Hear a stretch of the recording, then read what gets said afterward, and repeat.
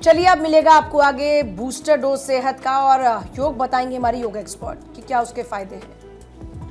तो सबसे पहला आसन जो हम शलभासन करेंगे।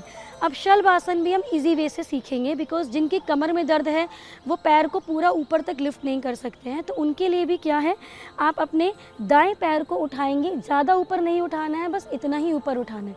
श्वास भरते हुए ऊपर, श्वास छोड़ते हुए ज़मीन पे। अब इस प्रक्रिया को भी आपने कम से कम 10 बार करना है।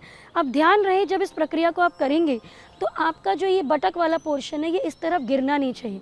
जैसे कि मैं अगर आपको गलत करके दिखाऊं तो ये इस तरीके से ये टर्न नहीं होना चाहिए। आपके जो दोनों पेल्विक रीजन, दोनों बटक से वो एक लाइन में, ऊपर और नीचे, जितने में आपके बटक दोनों लाइन में रहे उतना ही पैर को ऊपर उठाना है, उसके आगे नहीं उठाना है। तो 10 बार एक पैर से करने के बाद अब हम दूसरे पैर से अभ्यास शुरू करेंगे। श्वास भरते हुए ऊपर, श्वास छोड़ते हुए नीचे। ये अभ्यास बहुत ही लाभकारी है। आपकी जो ये बटक की जो मसल्स होती है, जिनको शाइटिका का दर्द रहता है, उनके लिए बहुत लाभकारी है। तो इसको 10 बार ऊपर, 10 बार नीचे। अब अगर आप इसमें कंफर्टेबल हो जाएं तो अब हम दोनों पैरों के साथ करेंगे। सो दोनों पैरों को इकट्ठे करेंगे, श्वास भरते हुए ऊपर, श्वास छोड़ते हुए नीचे।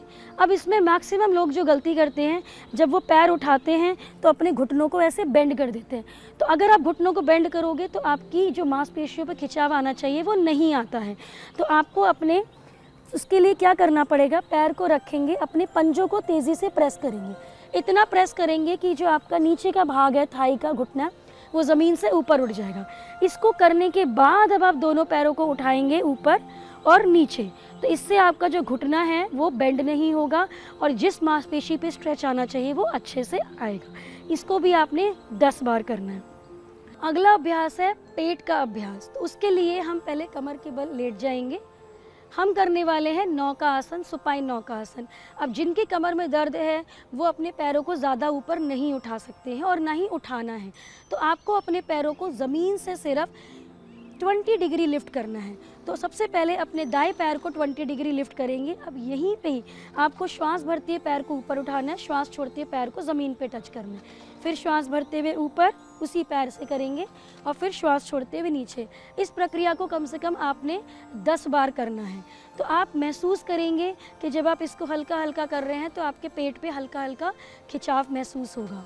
अब इसी को ही दाएं से 10 बार करने के बाद हम दूसरे पैर से भी करेंगे। श्वास भरते हुए ऊपर, श्वास छोड़ते हुए नीचे। ध्यान रहे, जिनको कमर का दर्द है वो पैर को इससे ज़्यादा ऊपर नहीं लेके जाएं, क्योंकि अगर वो इससे ऊपर लेके जाएंगे तो उनके कमर पे प्रेशर पड़ेगा। तो कमर पे किसी तरीके का प्रेशर आपको नहीं लेना है। अब अगर आपको इसमें आप सहज पूर्वक इसमें कर पा रहे हैं तो अब हमने क्या करना है, अपने अपर बॉडी को भी उठाना है। तो पैरों को नीचे रखना है, अपने अपर बॉडी को उठाएंगे सहजता पूर्वक, बस इतना उठाना है। श्वास भरते हुए, श्वास छोड़ते हुए नीचे।